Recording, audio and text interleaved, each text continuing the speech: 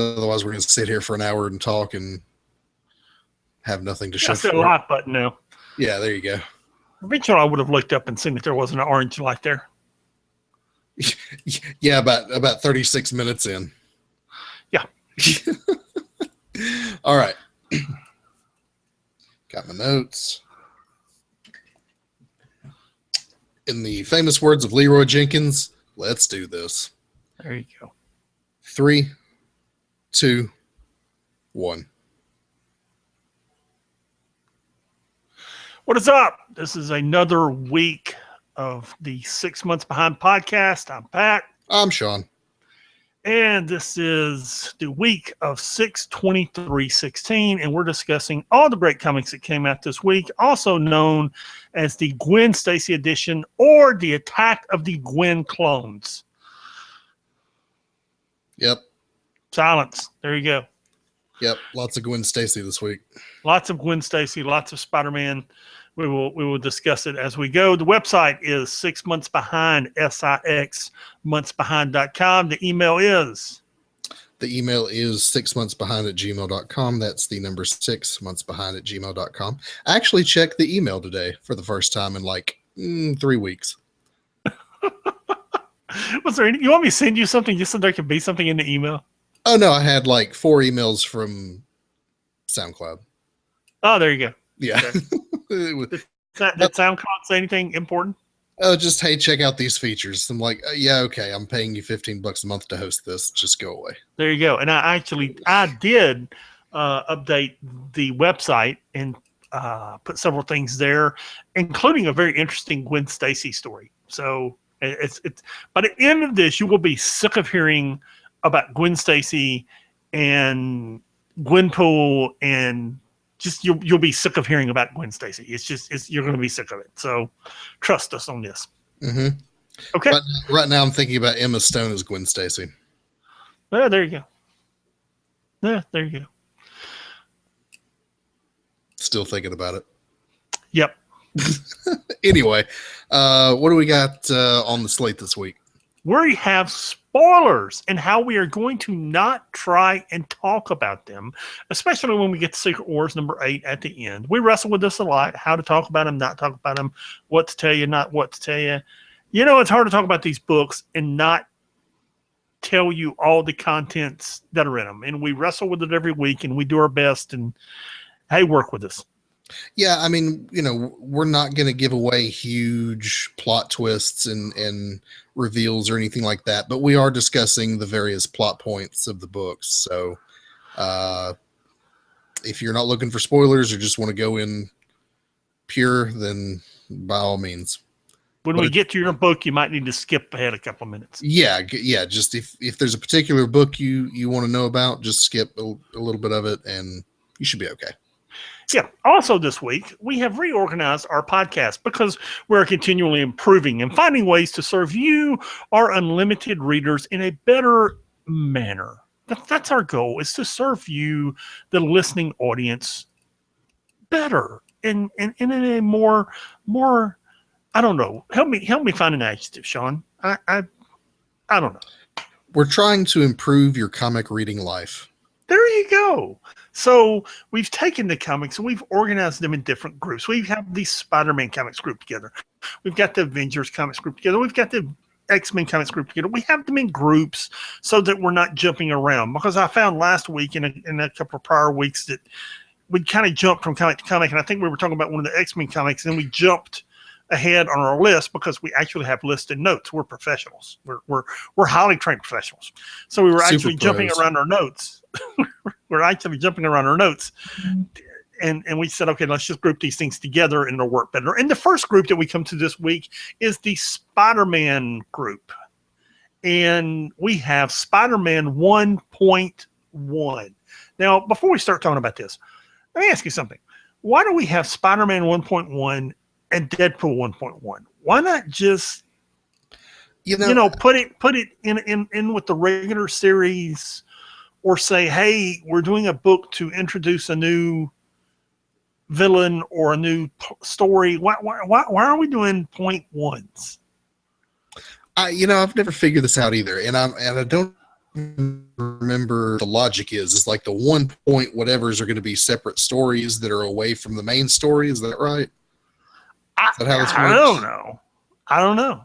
I can't What? remember why the numbering is different. And, this issue has nothing to do with what's going on in the main Spider-Man book proper, but they just want to introduce new stuff. Or I don't know. It was good. I enjoyed the book. It was good. I'm not sure what it's confusing. And Marvel has always had this problem where they just make confusing decisions regarding their numbering system, because they'll go to like 459, and with number issue 60, it's issue 60, but they'll switch to number 1 after that, and then they'll revert back to the old numbering after a few years occasionally. And I don't know, man.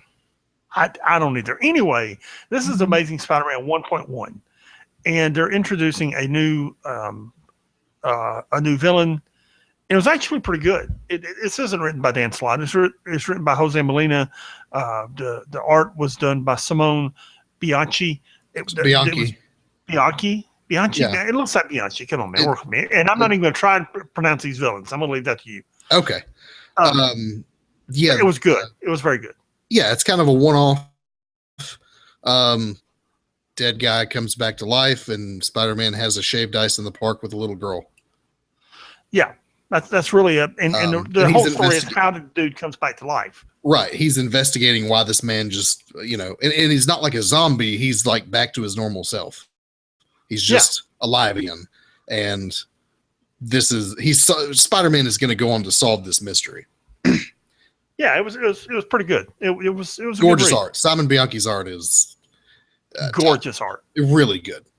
I in the reading, not counting the Gwen books, all the Spider-Man books are good. I was reading 2099 earlier today. The Spider-Gwen books, dude, all the art in the Spider books are great. They have really ratcheted up the quality of the Spider-Man books in the last few years, and it shows. Yeah, sure. it really does. That art is just fantastic. Okay, now we come to the first of we come to both books. We come to Gwenpool Special number 1 and Spider-Gwen number 3. Now, we're going to jump off and run down the woods for a few minutes. Because I didn't get Spider-Gwen. I didn't. And I'm going to tell you, I'm a comic book guy. I'm a nerd, okay? And I don't just read Unlimited. I still buy a few books off the newsstand for monetary reasons. I don't buy a lot of books. I bought Civil War number 2 today. I don't buy a lot of books simply because, dude, I bought Civil War number 2 and a previews and spent $7. Okay, that's why I don't. It's basically the cost of Unlimited. All right, there you go. That's why I don't buy a lot of books. I tend to pick up collected editions occasionally. Yeah, like stuff that I knew I really liked, or right. Paperback so stuff. Basically, all of my reading is in Unlimited, but I read a lot of comic books, and I'm familiar with Gwen Stacy, and I'm familiar with the whole background of Gwen Stacy. And somewhere along the way, when she was introduced a few years ago in the Spider-Verse saga, I didn't get it. I missed it. Now, in my reading, first as just general reading, I read the comic book sales occasionally. What sells, what doesn't sell every month.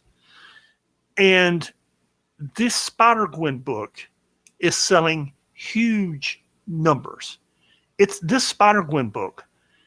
And I'm going to tell you, there's a Gwenpool book coming out in a few months. And both those books are in the top 10 in sales. Now, I'll tell you, here's what's in the top 10 in sales. The Star Wars books are in the top 10 in sales. As they should be. They basically monopolize the top 10 in sales. So you basically got Star Wars, Darth Vader, and Gwenpool, these two apparently. Spider-Gwen books. Yeah. That was top 10 this month. Seriously, there was like 6 Star Wars books, and these two Spider-Gwen books were 8 of the top 10. Now let's think about that for a moment. That's ahead of all the Avengers books, all the X-Men books, that was ahead of all the DC Rebirth #1 books. These Spider-Gwen books were ahead of. Think about that for the popularity and the numbers that these Spider-Gwen books were ahead of. So being the nerd I am, I said, I must be missing something. I must be missing something. So I went because back. I have not been paying attention to Spider-Gwen either. I wasn't either. So literally, I went back, and other than all the casual appearances in Spider-Verse, I read every one of her appearances in a solo issue. Read them all. Okay. And I missed it. I did. That's gorgeous artwork that Robbie Rodriguez is doing.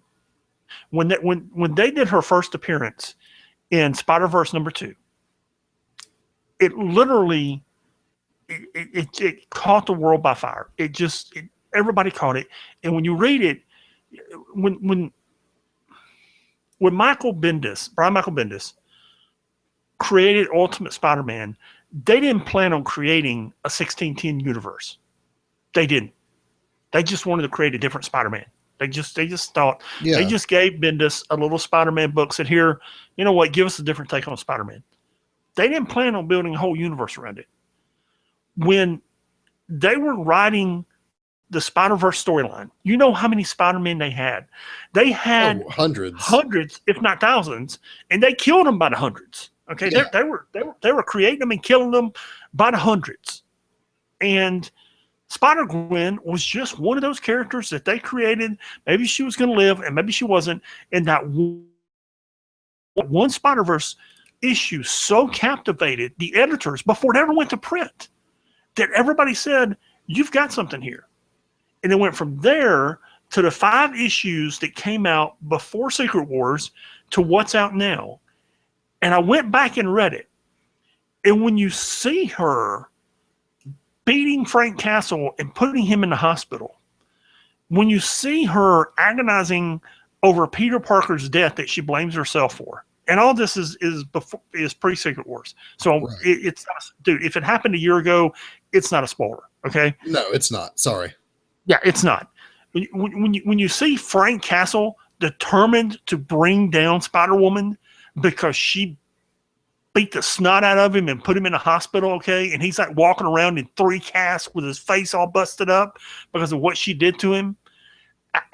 When you see the things that are happening now in this issue, if you read this issue, yeah, this is a great book. This is a great book, and it's great art. And if you happen to read this issue is really going to, it's kind of a filler issue. The Spider-Woman #3 is really kind of a filler issue, but you got her and Spider-Woman. Spider-Woman's hilarious, okay? Just scarfing down biscuits the whole time. She's just sitting there pregnant. 8.5 months pregnant. Just trying to order food while Thor's up there, fighting somebody, okay? Yeah. Thor's up there fighting somebody. Spider-Gwen is sitting there trying to solve the world's problems, okay? She's sitting in front of the Brooklyn Bridge where her Earth 616 counterpart died, and Spider-Woman's just sitting there trying to order food and get it delivered to the fight of this cosmic battle, okay? It's just, dude, this is great writing. It's great art. I mean, this is good stuff, man. Yeah, this is really good stuff. And to explain, Spider-Gwen is a Gwen Stacy from another Earth who was bitten by the radioactive spider instead of Peter Parker. Yes. She became Spider-Man. Yes. Or Spider-Woman, I guess. And Peter Parker actually dies in her Earth. There's no, when I went back and read it, I was wondering if there was an issue that I missed where that is elaborated on, and there isn't. No. It's basically kind of the mystery of it. There's no mystery. She explains it in one of these issues. Her ego gets the better of her, and she could have saved him, and she didn't. It's kind of like, it's the Uncle Ben thing. Yes, where he could have stopped the robber, he didn't. Her ego gets the better, and she could have stopped what happened to him, and she didn't, and he dies. Yeah, and now she because he wanted to be like her. Right. The way Peter Parker, you had the Uncle Ben thing, but that was always reinforced by Gwen Stacy dying. Yes. He blamed himself for Gwen Stacy dying as well. Yes. Because he couldn't save her. Right, and she blames herself for Peter Parker dying. There's one of these issues. It's not this one. It's one of the. Holy cow! I read so many of these Spider-Gwen issues. I want to say it's issue 1 or 2, where she sits down and talks to Aunt May, and they talk about Peter, and the how he wanted to be Spider-Man. He wanted to be her. He wanted to be what he became in the Earth 616 universe, and he didn't. So he basically wound up becoming the lizard. He wound up drinking Dr. Connor's formula. All of this is off screen. He wound up drinking Dr. Connor's formula, essentially dying in battle when Spider-Gwen could have saved him and didn't. It's a great book. I mean, there's drama. It's good. This was the first Spider-Gwen book I read, and I was like, Spider-Gwen, whatever. And I was really surprised by this book. And so I'm going to go back and read the first 2 and probably go back and read those others as well. You need to go back and read the others, if nothing else, to see her beat the crap out of Frank Castle. Okay. Yeah, really. That. Yeah. Okay. And that brings us to the Gwenpool special, which. Yeah. So if Gwen Stacy is Spider-Man is the weird thing. Gwen Stacy being Deadpool is even weirder. Yeah. Yes. Here's what they did. They took a 51-page Christmas issue, built about 10 pages of it around Gwen Stacy becoming Deadpool. I don't know how else to say it. She's a psychopath. She's another Gwen Stacy from another Earth where Gwen Stacy became Deadpool. Yes, and somehow she's on Earth 616. Yeah, because Secret Wars happened, and that's a thing. And she's here, and she's the mercenary for hire, man. Yeah, and the whole thing. There's like 3 or 4 separate stories told in the book, and they all revolve around this party that She-Hulk is throwing. Yes, and let me sidetrack here. She-Hulk's secretary with the monkey is actually a pretty interesting character. Really? Really, she really is. And you got to read all the She-Hulk books. I really don't, but somehow I ended up reading them, and she's just kind of. If I explained it, it'd be another. It'd be as long as the Spider-Gwen explanation I just gave, and I really don't have time to explain it. But She-Hulk hired her just thinking she's the secretary, and she's really got these powers. And the monkey really isn't just. Did you see the monkey? Yeah, he's not just a monkey. He's not just a monkey. Okay, and it really gets. It's bizarre, man. It's just bizarre. It's great. Okay, it really is. You just got to take my word for it. Well, I have to Google that later. Yeah, it's bizarre, man. I tell you what, I will find the issue for you, and I will give it next week to our comic readers. I will find the issue where She-Hulk is getting her butt kicked, and the secretary and the monkey come to the rescue. All right, then. I look forward to that. Yes. Yeah. So the Gwenpool special was pretty interesting. If you like Deadpool, you'll like this. And it's pretty funny where she's bragging to Miss Marvel about killing somebody, and Miss Marvel's like, "Yeah, you're really not supposed to do that." Yeah.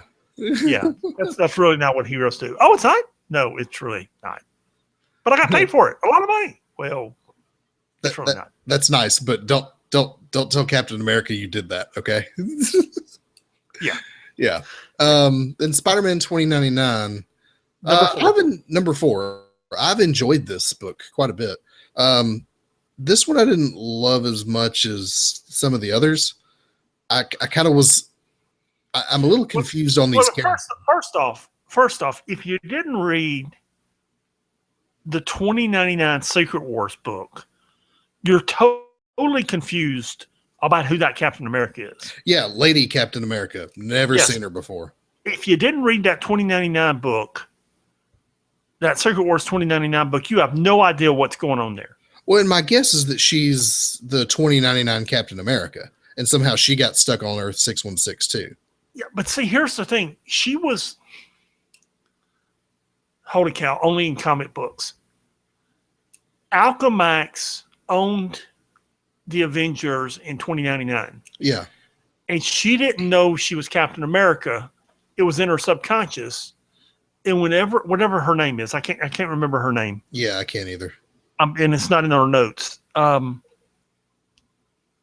Whenever they wanted her to be Captain America, they would say her trigger word, and she would become Captain America. Right. But she would have no memory of it. So somehow she got hired to be Miguel's secretary and doesn't know she's Captain America. And when she comes out of this, she's not going to have any memory of what she did. Oh, that's interesting. Yeah, she's not going to have any memory of being Captain America.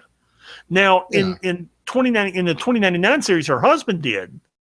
And I don't know if her husband at home that we saw her leaving this issue knows what's going on, because he was the one that controlled her in the 2099 Secret Wars. Oh, I see. Okay. He was like the guy pulling all the strings. Yeah. Well, either way, Spider-Man and Lady Cap get in a fight with a metal face guy.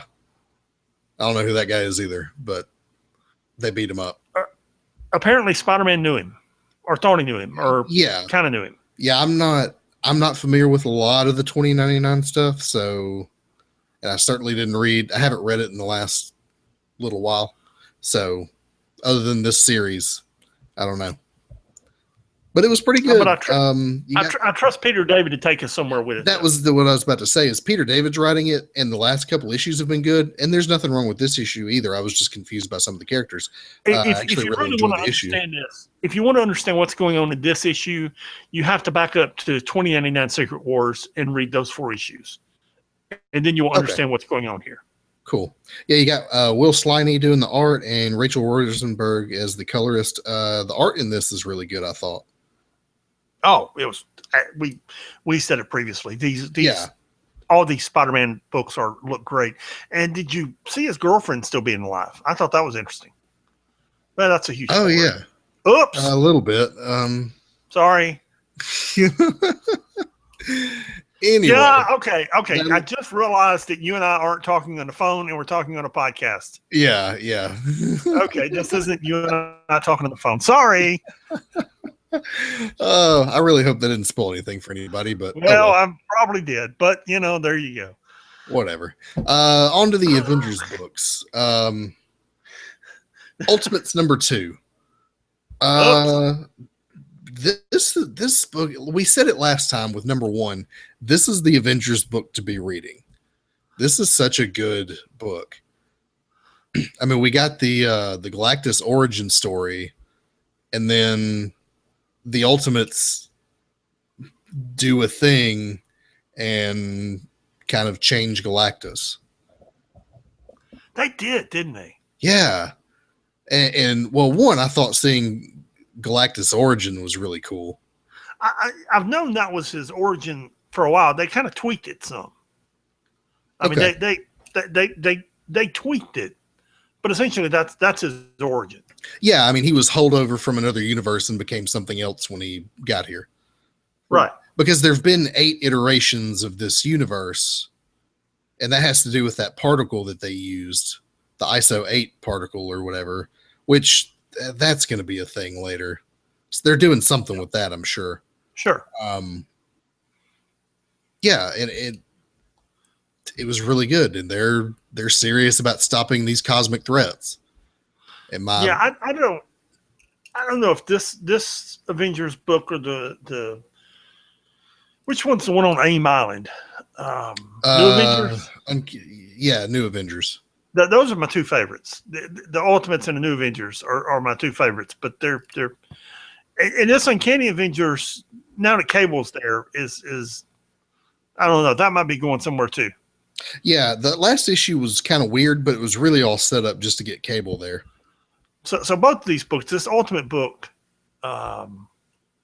these Ultimates are good, and I'll just give you a spoiler. I mean, it's all of this is building up to Civil War. I mean, it's this is all headed to Civil War. Civil War is only 4 months away, and Unlimited. So that's where it's headed. and the Ultimates are the centerpiece of that. All the Avengers are the centerpiece of that, but the Ultimates are really the centerpiece of that. I mean, all you got to do is see one advertisement and see that Carol Danvers / Miss Marvel / whatever she's calling herself these days, is Captain Marvel is all over all the covers. Yeah, she's a big player here. She's a big player, and I can tell you the Ultimates are dude, it's going somewhere, man. Cool. Yeah, this is probably not one of those books that's going to get the axe later on. No. I wouldn't think so. No. Uncanny Avengers #3 was good too. Cable shows up, bails out the Avengers team. That's the premise of the book. Cable being Cable, doing what he does. I'm reading our notes. It says the surprising final member of this series makes a grand and bloody entrance. Yep. That sums it up pretty well. Yeah, that's what happens. So if you like Cable, and remember, this is the Avengers team with Deadpool on it. So you're getting Deadpool and Cable together. Yeah. When was the last time Deadpool was the voice of reason somewhere? Oh, dude. Yeah. When Deadpool is your voice of reason, you might have problems on your team. Yeah, absolutely. Team dysfunction, for sure. Yeah, I think this is going somewhere. I'm interested to see where we go with it anyway, with Cable leading the team. Yes. And those are your Avengers books for the week. Moving on to our X-Men books. We had quite a few of these too. No, we had one. Did we? Oh, no, those are the main books. You're right. We only have the one X book this week. Yes. Okay. And it was all new X-Men #2. Scott Summers is a screwed up dude. If you go back and read Uncanny #1, I've said it before. I'll continue saying it. He was screwed up then. He's been screwed up for 50 years, man. He is messed up, man. And this younger Scott Summers is going to try to not do what the previous Scott Summers did and try to atone for what future Summers has done. But you got to wonder if it's all just going to blow up in his face. Yeah. At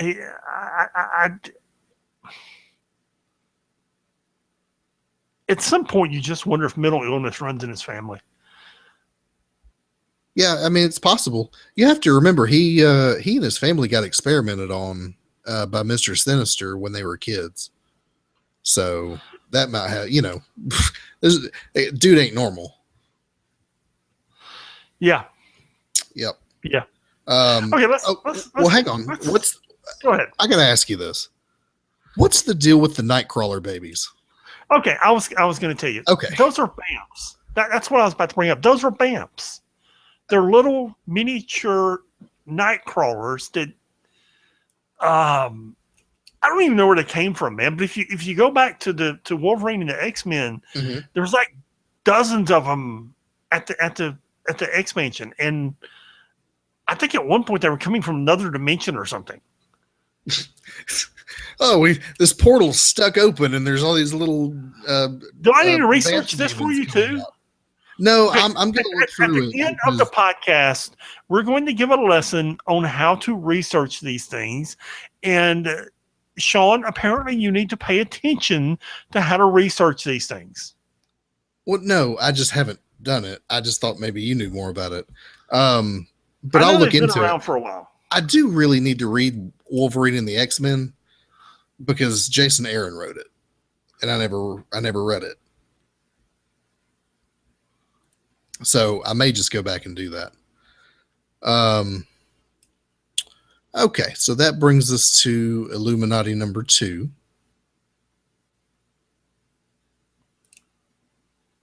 What do you think of this? This is good. Yeah. Keep talking. So Illuminati #2. So the Red Hood is putting together a team of supervillains. And he's going to... As I'm talking, I'm going to tell you, when I get through with this, I'm going to tell you how much I hate this book. Okay. I kind of like it. I like the Red Hood anyway. I've always thought he was a really interesting villain. he's one of those like low rent guys who, you know, he's just snatching purses and sticking people up in alleyways. And he ends up making a deal with a demon and becomes empowered. And now he's just doing the same thing, but with his powers. And he's got this level of ambition that always tends to bite him in the rear end. And I, you know, as you see in this book, that's starting to happen because he's putting together this team of villains, and particularly with Black Ant. Black Ant does something in the book that is particularly egregious. We'll call it that. And this is just what happens when you put villains on a team together. All of a sudden, you got people coming after you. I thought it was pretty good. It's only issue 2, so we'll see where it goes. I really like the art. That may be one of your complaints about it. That looks like art that you would not care for. Don't have a problem with the art. Oh, okay. All right. Well, give me your... The Bamfs are from Earth 5311. So apparently there is a whole Earth full of Bamfs, and they come back and forth between that Earth and this one. From their daddy Nightcrawler. I just sent you the Wikipedia page. Okay. Well, thanks, Dude, man. Come on, man. Come on. Good Lord. All right. Here's my problem. Brian Michael Bendis created the Hood as, how do we characterize our heroes? How How do we characterize the power classes of heroes? I don't know, just 1 through 10. 1 through 10. Okay, what's the strongest? 10 being, you know, like Phoenix. Okay, he came in out of somewhere around 4 or 5. Yeah, because he had that cloak that can take him anywhere and do anything. Okay, so you can take this cloak and you could be in Fort Knox and take all the gold out. Yeah, in which a is how bank he vault. started. Yeah, You can be in a bank vault and take all the money out. You could create a hideout that no one can get to and store all the stuff. You could take any jewels from anywhere in the world and store it where no one can find it. You could take any weapon of power that you wanted and store it where no one could find it. And it says in this issue, he's got a hideout that no one can get into and no one can get out of. Okay? So let's think about that a second. That's the level of power he's able to operate at. You could jump in and jump out in a couple of seconds.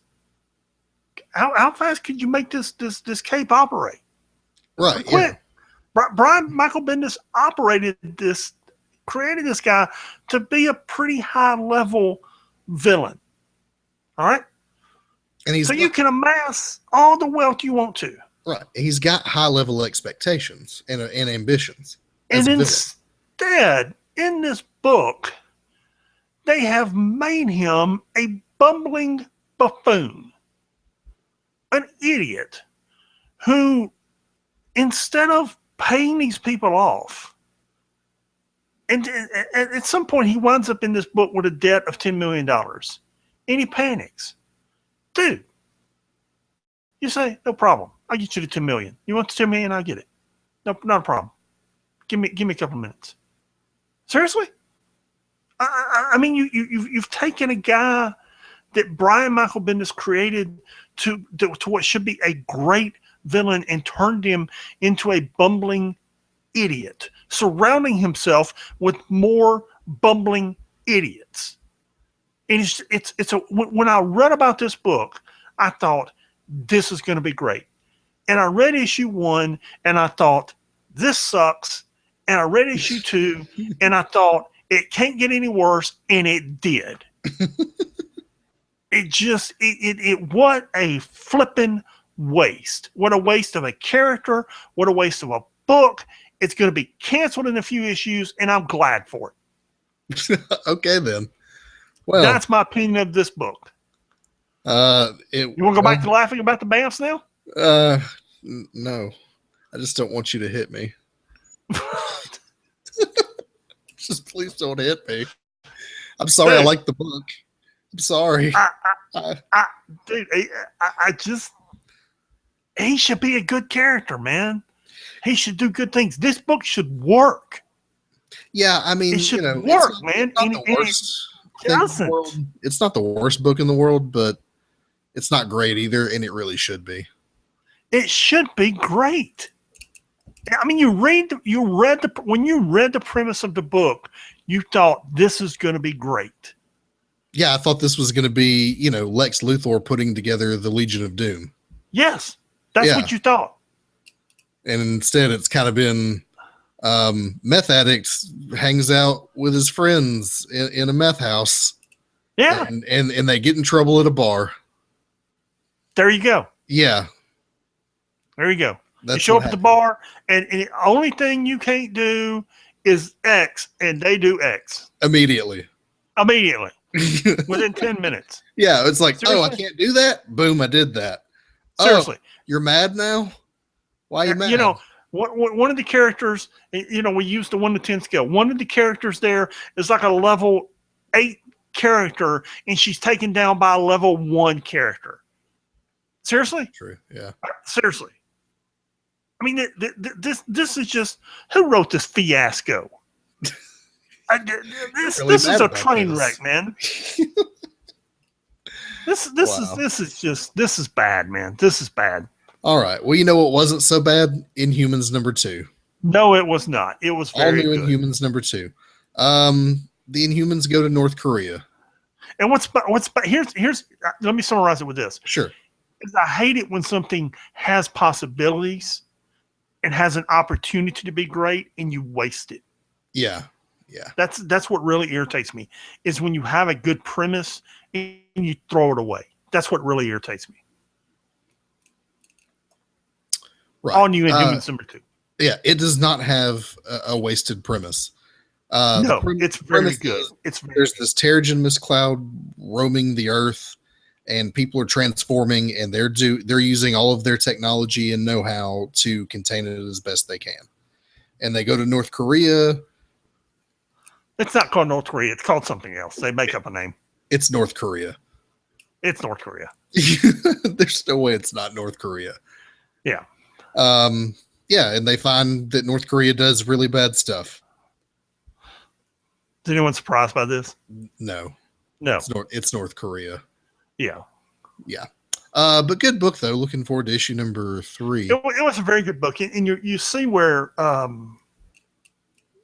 it was good. By the way, it was good to see Daisy Johnson in this. Is it Johnson her last name? Yeah, Daisy Johnson. Yeah, I like old Quake. She's yeah.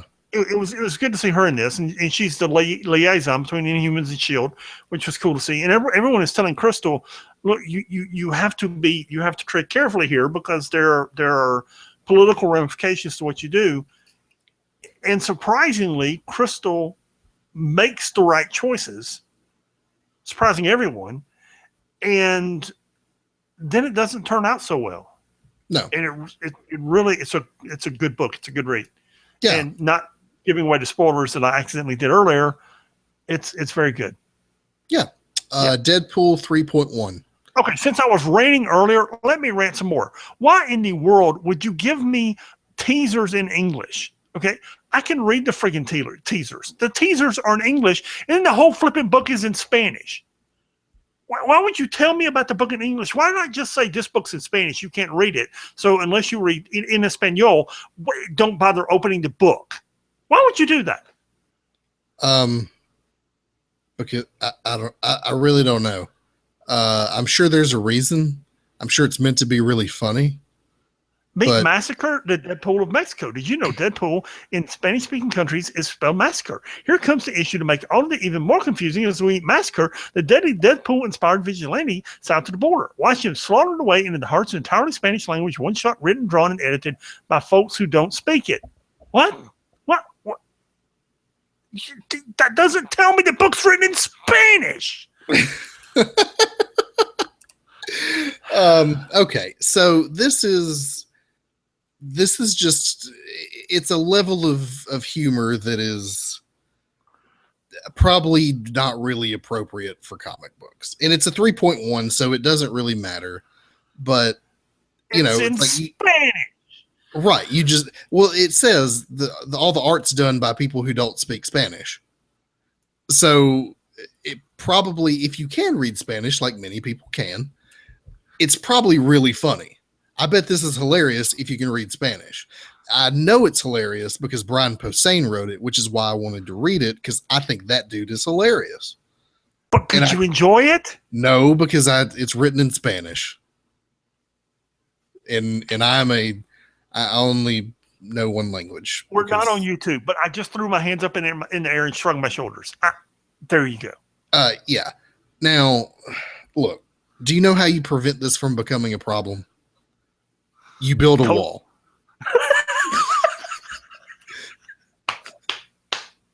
And you keep out the Mexicans, the Muslims. He embraced the gays today. He loves gay people. Okay, so great. He'll let them in. They're fine. Women, don't kiss blacks. in front of them. If you're black, go back to Africa. And so if you're a white male gay person, he'll let you in. Yeah, probably over 40. That's probably an age limit for that. Yeah, but if you're a black Muslim, you just here's this wristband. Anyway, we do not endorse Donald Trump on this podcast. If you listen to either of us talk about politics, you'll understand we do not like Donald Trump. Anyway, and Scarlet, I am a lifelong Republican. I want to say that. And you do not support Donald Trump at all. I think he's a madman. Anyway, Scarlet Witch #1. Did you know I had a bad day at work? I couldn't tell. You can't tell, can you? Not at all. Okay. Your cheery demeanor would never betray that you. Scarlet Witch #1 is a great book. Dude, where's #2? I want it right now. I want it right now. This is an awesome book. Yeah, and I love the magic stuff anyway.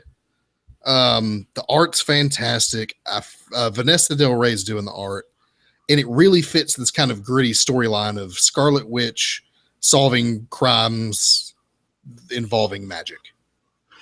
And let me tell you this: everything that they did wrong with the Illuminati, they did right here. They did right with Scarlet Witch. Everything that everyone has done wrong with Scarlet Witch for 48 years, they did right in this book, because she knows she's crazy. She knows she's a mess. She knows she's made a boatload of mistakes, including screwing up the whole world at one point by saying no more mutants. She knows she's a mess. And you know what? She doesn't want the help of the Avengers or the X-Men or anybody else to fix it. She wants to go out and fix herself and be somebody on her own. And it's just done right, man. It's a cool book. It really is. Yeah, I'm looking forward to see where this is going. Who's this Agatha lady she's hanging out with? Agatha Harkness has been around forever. She raised her and Pietro as children. Basically, dude, you got to go back a long way, man. But if you go back to Wundagore, she raised them. She was actually the nanny that raised the Richards children. When Scarlet Witch had her children, Lord knows that's a mess. Agatha helped nanny those children. She's a witch who's been around a long time.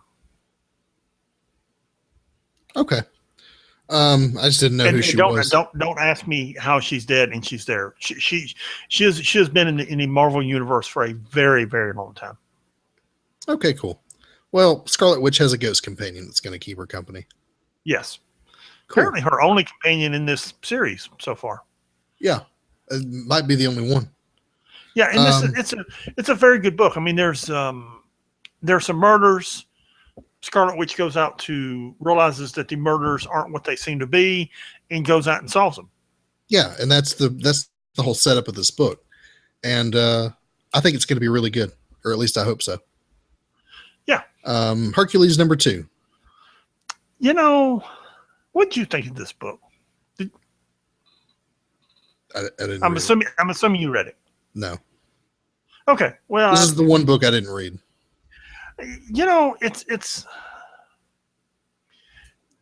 is here's the premise of this series is Hercules has become a drunken man whore and has ruined his reputation. There's the title of the episode. And is on a path to redeem himself. And you know, he doesn't want to create carnage and wreckage everywhere he goes. He at one point he's in a fight with 2 or 3 monsters. And rather than beating them up and causing massive destruction in the city, he talks to him and he's like, "You guys are here because you're scared, right? Right.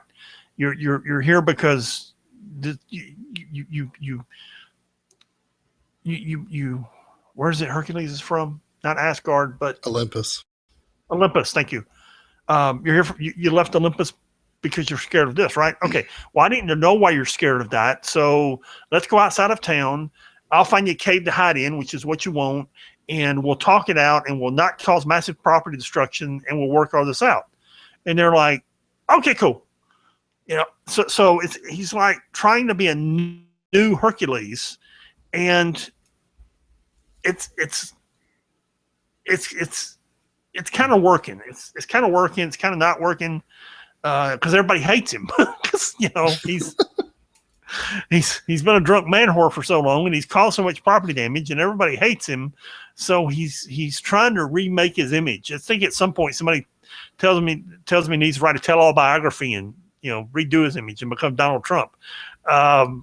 So and at the same time, he knows there's something really happening in Olympus that's a real problem. But the thing is, nobody can see all the ghosts but him. So he's continually walking around New York talking to himself, which isn't really helping the whole remake his image thing. So it's not great, but it's not bad. It's pretty good. It's got Luke Ross is doing a pretty good job with the art, and I think it's going somewhere. And I really, well, you know what? This hasn't been canceled. Matter of fact, this goes into Civil War and turns into War of the Gods, I think.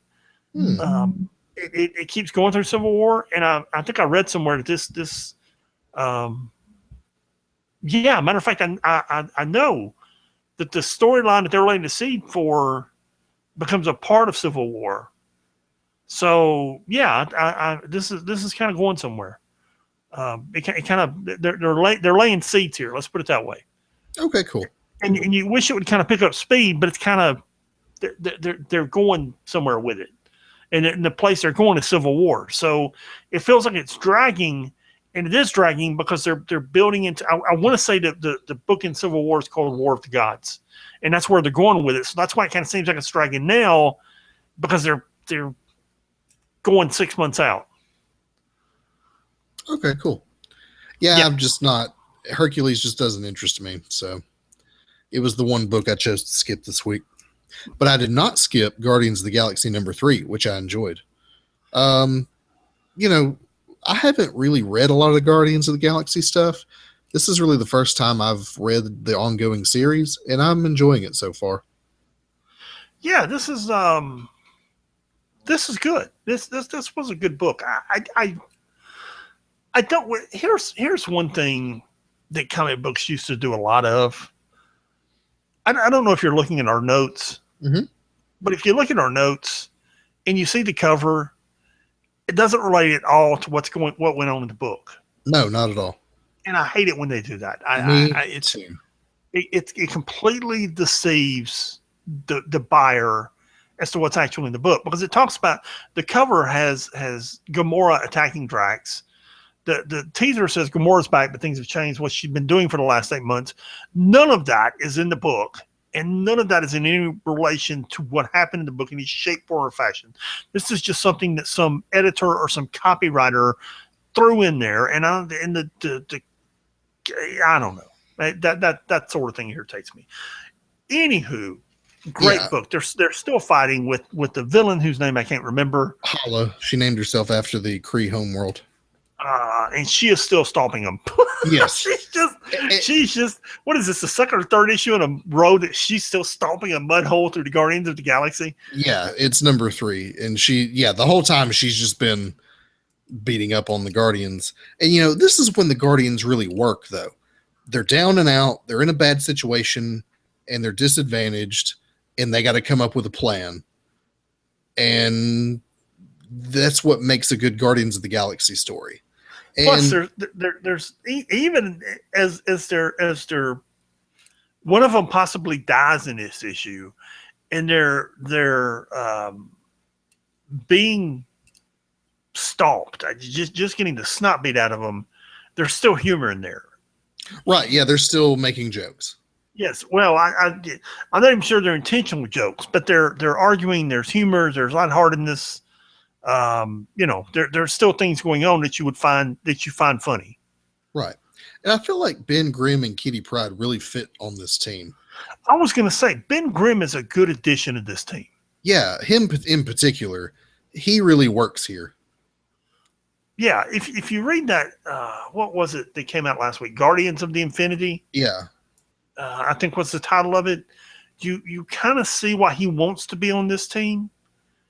And he really fits in well, and just as a synopsis, the Fantastic Four aren't around right now.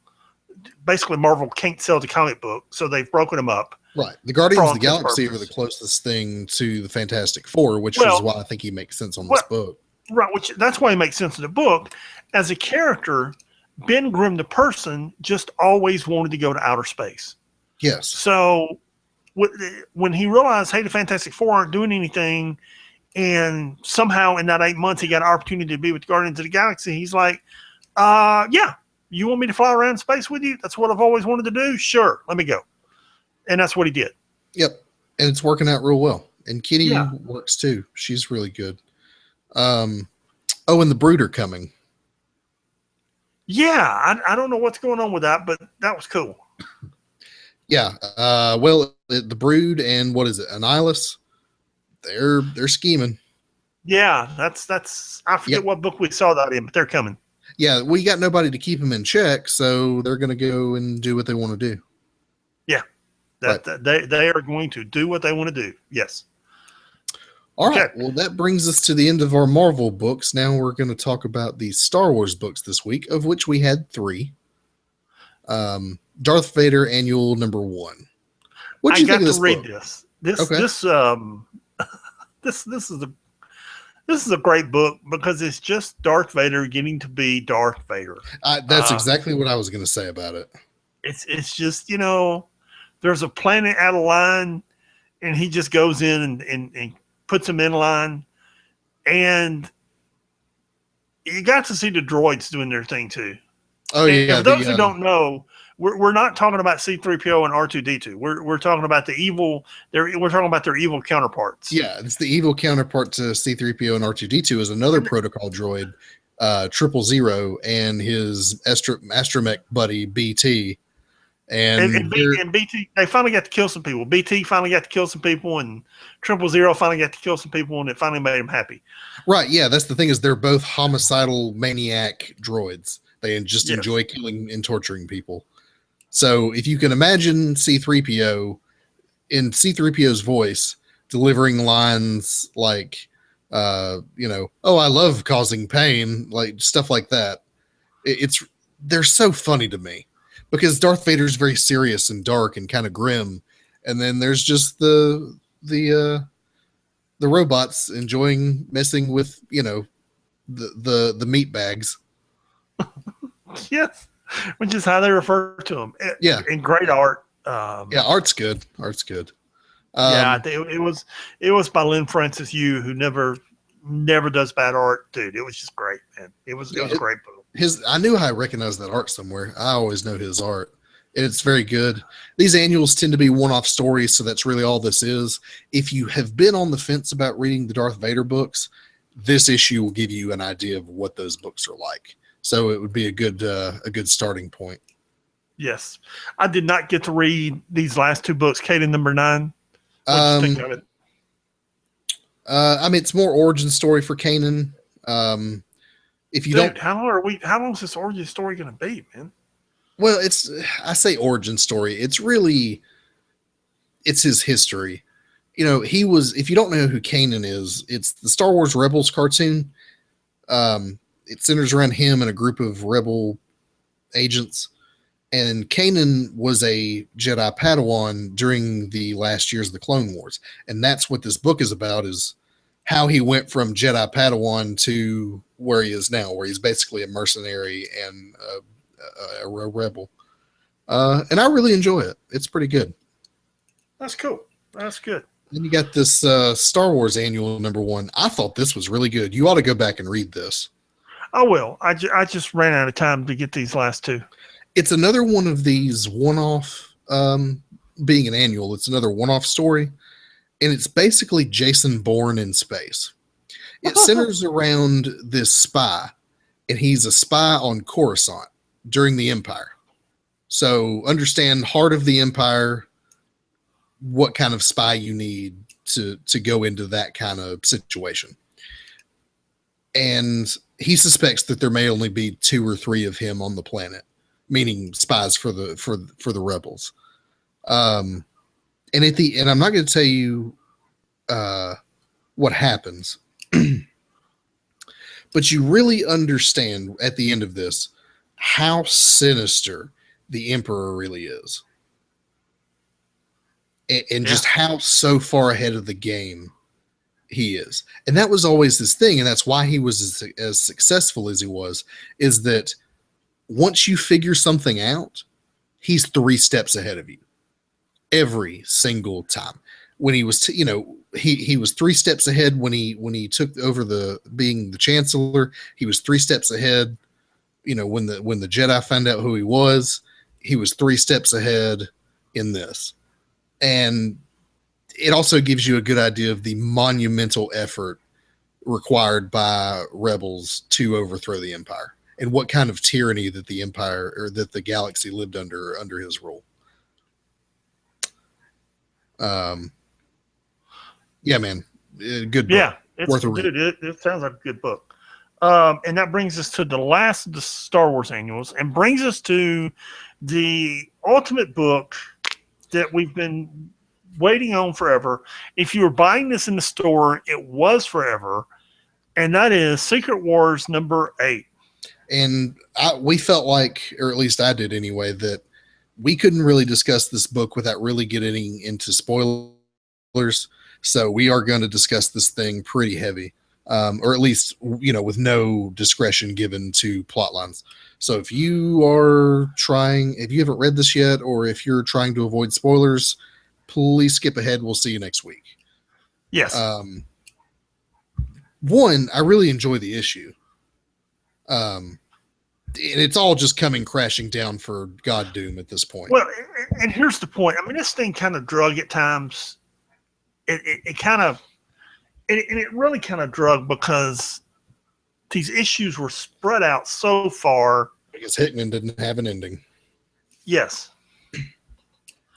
Yeah, Hitman didn't have an ending. That's funny. Yeah, well, he didn't. And he found one, but it took a 9th issue and a huge publishing delay. Well, what really happened was 8 and 9 were supposed to be one issue, and he got to writing it and realized he couldn't fit it one issue, or 8. It was supposed to be one issue. Yes, it was supposed to be #8. Wouldn't fit. Became 2 issues. All of this led to a giant publishing delay. And you realize, was this worth the wait? And that's your first question is, what was it worth it? And you start reading #8 and you see Doom fight Thanos. There's and there's a line there. I'm trying to realize how Doom and Thanos have an argument about whether or not Doom really knows how to be a god, and Thanos is like, I've been a god before.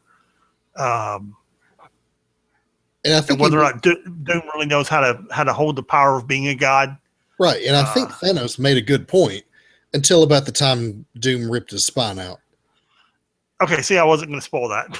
So, well, look, we went to super spoiler land. Yeah, I mean, Thanos says Thanos says, I've held an Infinity Gauntlet and I know what being a god is. And Doom was like, what, do you have one now? No. Well, here you go. It just kaboom. You're dead. One panel. You're dead. Yeah. Yeah. It's kind of like he did with Cyclops and being a Phoenix, back in issue 3 or 4. Right. It takes him out in like one panel. Yeah. It's like, dude, look at all this power I got. Okay, great. Snuff. Yeah. Done. But I agree with what Thanos said about him. Yeah, you're right. He really doesn't know what he's doing. Yeah, because you see at the end of this issue kind of what the power of a god can do when Black Panther shows up. And when we get to issue number 9, we're going to have a real good discussion on this. Yeah. Because the real question is, and that was the question Thanos was really asking, with all that power, building this little planet's all you could do. Right, yeah. All you could do was take the scraps of what was left and mush them together. You had the power of the god. You had the power to recreate it all in your image, and this is what you did. Yeah, you had the power of the beyond. You had the power to do everything, and this is what you did. Really? Yeah. Really? Look how well this has worked out for you. And you can kill me right now, and he did. But it's the sort of thing that's like, why did Thanos even? Thanos should not have existed. Yeah, if Doom knew what he was doing. Right. Yeah, it's that's when you get into to the ultimate fight there, and you realize, yeah, he really did mess this up, and that's what Thanos is telling him. You didn't, you could have done better here, Yeah, and it's the whole thing, man. The thing with Ben Grimm and Franklin Richards, that whole bit was. Yeah, and Peter Quill, I was trying to think of his name. Peter Quill's been carrying around his toothpick for a while, and he finally gets to use it. And turns out it's Groot. Yeah, that's pretty cool. And he grows into a huge Groot tree. Yeah. Yep. The Doom's throne becomes a giant Groot tree. It's taken you 8 issues and what should have been 2 months turned into 5 or 6. But by golly, this is the payoff, and it's worth it. Yes. It's just worth it. In issue 9 in particular, it pays off. Because at the very end of this book, you see, who is it? Namor and Black Panther show up. And, they show up right about the time that everybody has converged on Castle Von Doom and things are going to end for Doom. And he shows up, and Black Panther's got an Infinity Gauntlet, and he intends to use it. Well, you did go with spoilers, didn't you? Yeah. Okay. I wasn't going to go there either, but okay. Yeah, I mean, because a few pages before, Doom was like, "Do you have an Infinity Gauntlet?" Thanos was like, "No," and then Black Panther shows up wearing one. Yeah, he says, "Doom, it's over." And yeah, I do have an Infinity Gauntlet, so yeah, here we go. Watch me do this, he says. Yeah, and so that's Secret Wars number 8. I wonder if we should do like a mini episode just all about number 9, because there's a lot to talk about there. There's maybe a Secret Wars recap. Yeah, that actually might be a good episode. Because I would not mind rereading all the books again, because it's been 100 forevers. Yes, I was just sitting here thinking, before number 9 comes out in a month, and they're going to make you wait a month for it. Yeah, God only knows what reason. Secret Wars has been going on, so it was last summer's event, people. You know what? I look at the dates, and I read somewhere that Marvel's publishing 8 months behind. They're not. Dude, look at the published dates on this. They're shipping exactly 6 months behind to today. Okay, to today. Yeah. They're going to make you wait until the January 13th ship date to get this. They're going to make you wait another month to get number 9. Yeah. So, sorry. I mean, in the time that's taken for us to get all of Secret Wars done, this universe has ended and rebegun again. Yes. So, yeah, we might do a little Secret Wars recap.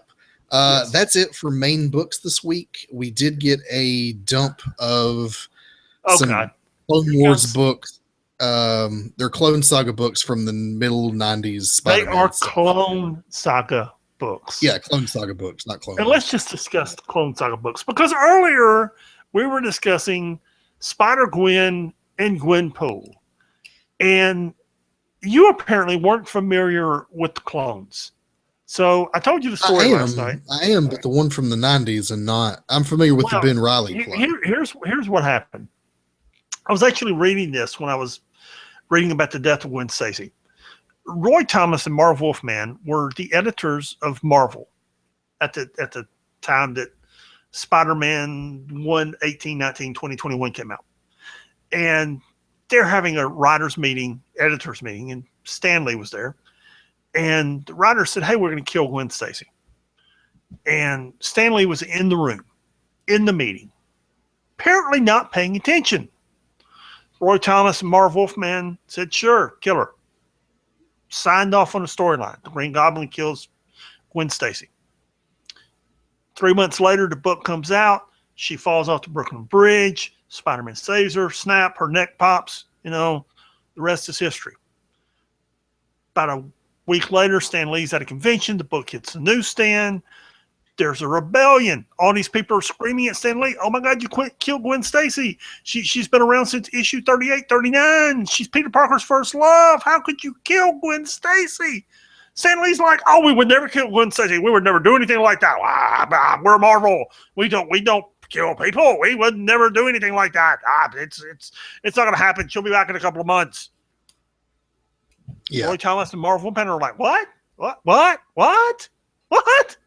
What did you just promise? No, dude, she's dead. She is dead. Dead. Okay, dead. We're not talking, okay, she fell into a cave and nobody saw the body. Okay, we're not talking, she fell into the ocean and nobody saw it. She's dead, dude. Dead. Okay? He's like, I don't care, bring her back. And they're like, dude, she's dead. I don't care, bring her back. So, in Amazing, you start about 6 months later, around issue Spider-Man 135, 36, you start seeing glimpses of Gwen Stacy. Peter Parker thinks it'll just be one panel, and you'll think you see Gwen Stacy off in the distance. Finally, in 144, if you look at the cover of 144, you see her boots, and he sees Gwen Stacy, except it's a clone by Professor Warren, and he has cloned Peter Parker and Gwen Stacy, because Roy Thomas and Marv Wolfman have to fulfill the promise that Stan Lee made on a stage by shooting off his mouth, promising to bring Gwen Stacy back. So they have to fulfill the promise, and they make a clone because they got to fulfill his promise. So they bring her back from 144 to 149, which is the infamous Clone Saga. Now, that's 5-6 issues. It's okay. At the end, everybody dies. The Gwen clone dies. The Spider-Man clone dies. The Jackal dies, I think. Okay. Everybody lives happily ever after, except everyone dies and everyone lives happily ever after. Except somehow J. Jonah Jameson winds up with pictures of Peter Parker with the mask off and this clone mask off, and everyone lives happily ever after. Except somehow there's still clones around, and they pop back up in the 90s, and the clone saga goes on for like 6 years, and it lasts forever, and there's like 2 of them running around, and oh God, it's all bad story writing, and that's what got dumped this week. Yes, the Spider-Man clone saga from the 90s, which is awful. It's terrible. It's terrible. So bad. I still love reading it because I love that era of comic books. It's so bad. Ben Reilly's alive again, right? Yeah, I do. He's one of the mini Spider-Men running around. Which is fine. It wasn't the thing about those were it was just the storyline just drug on and on and on. It's like, which one's going to be Spider-Man?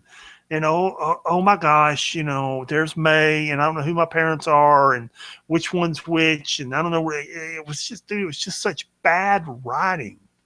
Right, and for a time, it seemed like, they're gonna kill Peter Parker and replace him with Ben Reilly, and Spider-Man will just be Ben Reilly now. Yeah, then you got Peter Parker's parents being spies, and it was just.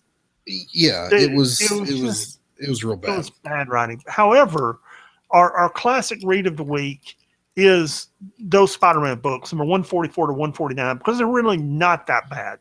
They're really not, because I forget who wrote it at the time, I forget who wrote it, but when Stan Lee came up with that crazy decree, the writers and the editors sat down and pulled stuff out of the air pretty quick to actually make good on Stan Lee's promise. Right. And they did. And they fulfilled it.